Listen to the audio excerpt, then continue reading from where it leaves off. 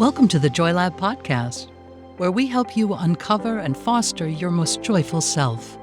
Your hosts, Dr. Henry Emmons and Dr. Amy Prasek, bring you the ideal mix of soulful and scientifically sound tools to spark your joy, even when it feels dark. When you're ready to experiment with more joy, combine this podcast with the full Joy Lab program over at joylab.coach. Hello, I'm Henry Emmons, and welcome to Joy Lab. And I'm Amy Prasek. Here at Joy Lab, we infuse science with soul to help you uncover joy. To do that, we focus on building the elements of joy, the positive emotions and inner states that become the building blocks for a joyful life. The element for this episode is hope and resilience, because we're working through our Roots of Resilience series, started in episode 53. We're adding hope to the mix because it not only grows from resilience, but feeds it as well. These two elements mingle together really beautifully. So in this episode, we're talking about turning toward the feeling. I want to start off with a quote from psychiatrist Edward Hallowell. He said, "If there is one single emotion at the core of the human experience, it is fear." So I know that doesn't sound like a hopeful quote to get us started. But I think when we sit with that truth, that fear is not the outlier. It's not a sign that we're screwed up or doing something wrong. Instead, it's a sign that we're living this human life. And fear isn't the only emotion that we can feel really uncomfortable with. There are lots more. And what we're exploring today is the idea that we can be with all of these emotions. And in most cases, to roughly quote Robert Frost here, the only way out is through. That's a great reminder of how central fear can be to our lives. I think a lot of spiritual teachers will even say that fear really is the only negative emotion, and then the others are variations of it. Yeah. But, humans are not alone in experiencing fear. If you've ever seen an animal being threatened or attacked by a predator, it's pretty hard to see that as anything other than fear. But the difference is that once the threat is gone, their fear subsides. And we humans are able to generate fear and keep it alive purely with our thinking. I have come to see negative emotions as basically embodied thoughts. In other words, these kind of unpleasant, unconscious thoughts become lodged in our body, and that's where we feel the emotions. They're physical, they're in the body. So if it were to just stay a thought, that can be unpleasant too, but it's not going to cause any real harm. And, maybe it would even allow us to see that it's just a thought and then let it go. So, the thought doesn't really take hold. But when it does take hold of our body and it becomes an emotion, a negative emotion, then it can cause some real discomfort, emotional pain, even distress. Now, this does happen to all of us, of course. And actually, I don't think we would want it to be any other way. Sometimes, for example, when I see someone who is on medication, for depression, and if the dose is just a little too high or it's not the right medication perhaps, they'll often complain of feeling kind of flat emotionally or dull or just, void of emotions. And in the short term, that is sometimes a relief if their emotions had been super painful. But over the long term, it just leaves you feeling less alive. And that's just no good either. So unpleasant emotions are a normal, even a healthy part of life, in my view. But they're meant to come, touch us briefly, and then move on. And it's when they are too strong or they just become stagnant that they can really become troublesome. So that's why we're suggesting turning toward the feeling, facing it directly, which gives us a chance then to kind of coax the feeling to go on its way. Yeah. I like that reminder. They're normal and healthy. And we completely understand from personal experience that turning toward them isn't so easy.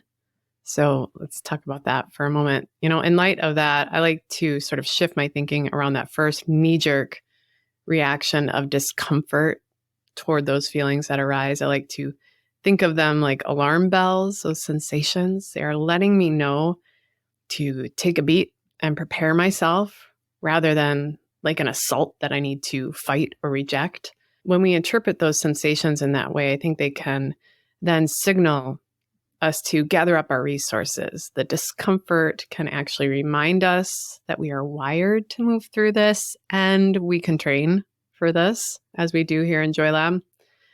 My husband is a firefighter, and I think of that. He runs into what a lot of people run away from, and rightly so, because they haven't trained for a fire. He has, so he's prepared.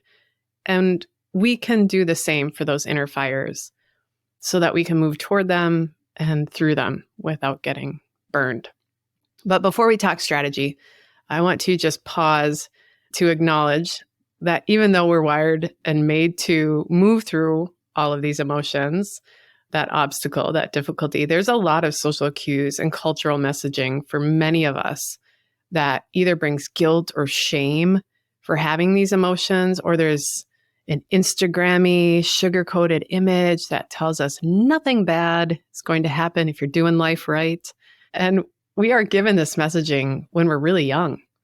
I can't tell you how mad it makes me when I come to the end of those old Disney books that my daughter likes and that I wish I had destroyed. I don't even know where they came from.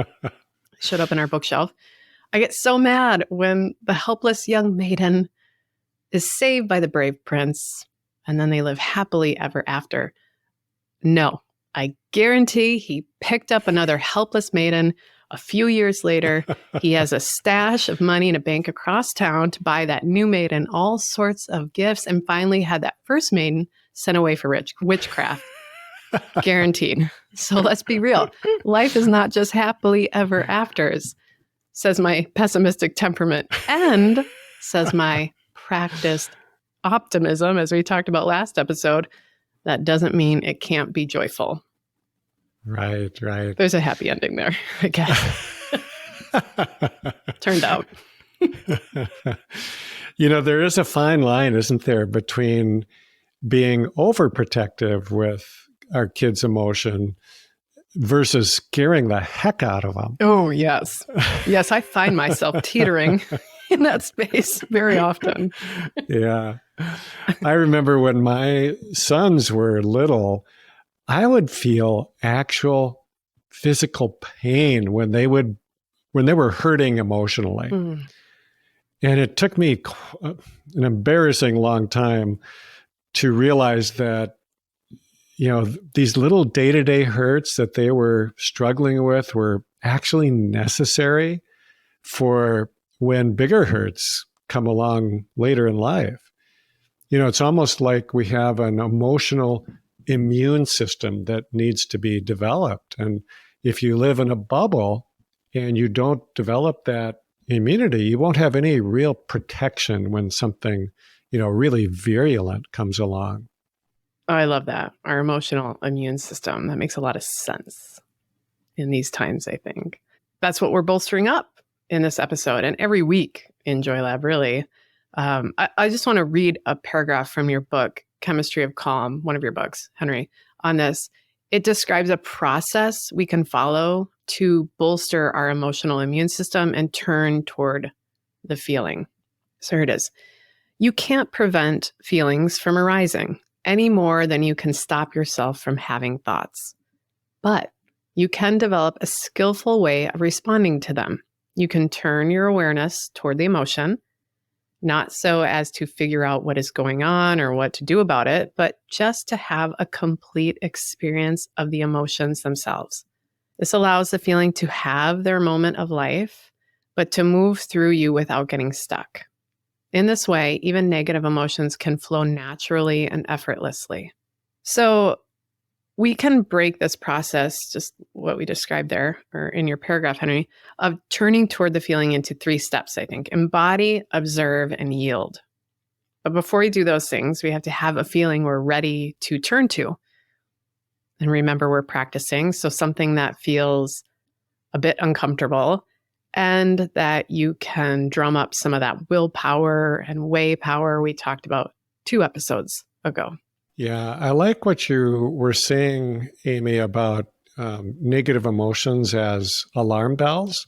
These minor emotional upsets that most of us experience, frankly, several times a day. And they're kind of like signals that something is wrong. Something inside of us just feels off. And so we can use these cues to step back and watch what's happening, tapping into that observing self that we talked about just in the last episode. And when we do that, we'll usually find that there was a thought that preceded the emotion. Sometimes it happens so fast you can't make that connection, but usually it's there. And I think with some practice, we can learn to change these thoughts or just to let them go. But we actually don't even have to do that. If we can just stay with the feeling, it will have its brief time in the sun and then it'll move along. Now, so remember that we don't want to start with the big stuff, like you were saying, Amy. If we can help it, we can start with these little routine emotions that are happening all the time, feeling annoyed, feeling a little, stressed or pressured or frustrated, just something to help get us some skills so that then we'll have a fighting chance to be more skillful when something really difficult or even traumatic comes along, as it will eventually. So if you are hit with a really strong emotion and it just sweeps you away, you can still go back to those grounding strategies that we talked about a while back, episode 48. And remember that you can still go back over your emotional storm and kind of work with it and process it and learn from it so that the next time something like that comes along, you can really be more prepared for it. Yeah. Our equanimity series, you noted, episodes 48 through 52 can be really helpful here. So head back there as well, folks. Also, I'm just thinking about when my husband talks about when they have dumpster fires. I think about dumpster fire days, like when you're just having a dumpster fire day. But those are like the easy fires that they start with. You're encased in metal. Those are lots of little opportunities to practice those. So we can practice with those dumpster fire days. It's pretty safe. You're feeling those little alarm bell signals. It's like, oh, this is a dumpster fire. I'm going to focus in on that. So maybe look for those. That is a great image. Right? Love it. Yeah. Whenever I ask him if it was an easy fire or something, he's like, it was a dumpster fire. It's controlled. We can send the newbies out to handle it. So I like the practicing with dumpster fires idea. Yeah. Don't start with a commercial fire with a potato chip factory or something. Whew, anyway, I'm getting distracted. All right. Henry, let's describe those 3 steps as we might move through them in a real situation. So if you can do that, going through embody, observe, and yield. Yeah. Embody, observe, and yield. So first, I realize that this is not as neat and tidy as it sounds, not in real time, Emotions can be messy, but it is nice to have something straightforward and accessible that you can turn to just to help you work through that messiness. So step 1, which we call embody, means to tune into your body, just in a curious, observing sort of way. Where do I feel this emotion or this pain right now? That can be your first way of just turning your attention to the body. And you will almost always notice that the feeling is experienced somewhere between your neck and your groin, so in the mid part of your body. Usually it's in the chest or the belly. Now, you don't need to figure anything out here. You don't need to know where it came from, what it means, what you have to do about it. Just notice and stay with the feeling. Once you have located it, then try to observe it with more precision. So first embody, then observe. And again, try to do this as though you're just a casual spectator who's really interested in this whole thing. So what does it feel like? You can ask yourself if you want, does this feel more like a sadness or a fear of some sort or an anger or frustration? And does it get stronger or weaker as you keep observing it? What happens if you breathe into it? Again, just with curiosity, you don't have to see anything changed, but does it change when you breathe into it? Or just simply observing it? So again, you can just ask yourself a super simple question to help guide this. What is happening right now? And can I just stay with it? So the third step we call yield. And this is a paradox because it is both the easiest and the hardest of all of these stages. So yielding is hard because generally we don't want to accept this. We want to fight it. We want to find some way to soothe ourselves, or we want to push it away, or maybe, push it down somewhere deep inside so we don't have to deal with it. Mm-hmm. And yielding to it means that we just allow it to be there. We just let it be there, to have its brief life in our body. And then, importantly, we allow it to leave, which it will do if we let it. If we just don't hold on to it and don't fan the flames by thinking about it, it will leave. And it usually doesn't even take very long if we just give it our attention. Yielding really is a paradox. I think it's a good way of describing it. And I think yielding can also look different for all of us. In some ways, I think we often get too puritanical about what our emotions look like. Don't apologize when you cry. Cry like you mean it. We are animals. We have bodies. We are certainly more than just our bodies. But these emotions really work themselves out in that space. I like to think that the power of this process, when we embody and observe, we'll know what might help us to yield as well. So maybe it's really passive or restful, or maybe we need to move. I find myself in that space. Go for a walk, take a kickboxing class, go swimming, kind of shake it out like a rabbit that just got chased by a coyote. Most animals do that after a really stressful episode, like help that yielding just kind of shake off. And, the invitation there is don't doubt that wisdom that you have, that superpower of interoception. We talked about that in episode 38. Your body will guide you in safe and healthy ways to yield. We just, as you're saying, Henry, we just have to listen and then practice and practice.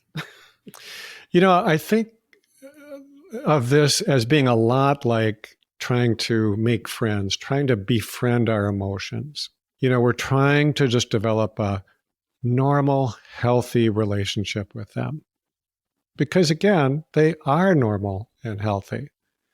Except that sometimes they get stuck, or we get locked into these habitual patterns, where we become emotionally reactive. And when that happens, we usually aren't aware of it. It's unconscious. So we're trying to become conscious. We're trying to see them, to experience them, to become aware that they are there. Those emotions are there.